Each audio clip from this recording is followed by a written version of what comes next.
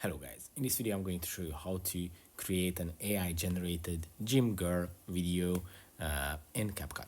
So to do that, very easy, just open up your CapCut project and I'm going to show you step by step how to do it. Just tap on text on the bottom left corner and tap on add text. And here you can type in the text that you would like to use for your voiceover.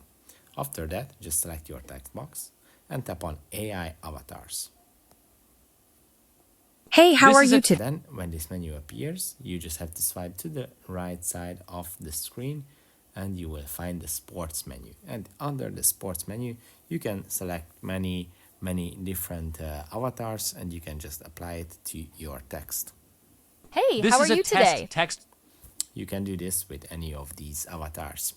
It's pretty easy to use. I hope this video was helpful for you. If it was, please consider sending a super thanks donation.